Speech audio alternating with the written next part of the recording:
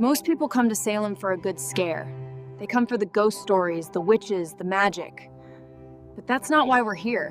Hey vibes, after the asylum I had to come here. This isn't about ghosts today, this is about real history. Welcome to Salem, Massachusetts. It all started in Salem Village, 1692. A group of young girls started having fits, screaming, and contorting, and their fingers pointed first at Tituba, a Paris family slave, and two elderly women, Sarah Good and Sarah Osborne. So how did these accusations stick? The court accepted something called spectral evidence. The afflicted girls would claim a person's spirit, or specter, was tormenting them in their visions. That vision alone was considered proof. The accusations and spectral evidence weren't just gossip. They had deadly consequences. The first person to be hanged for witchcraft here in Salem was a woman named Bridget Bishop.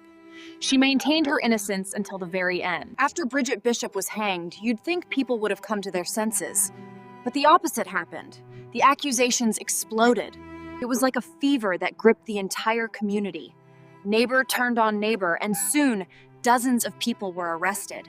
It's a heavy vibe, and it's one we should never forget.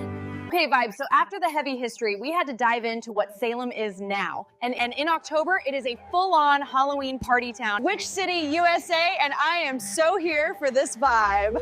For all the fun and chaos of downtown, you have to remember the real story.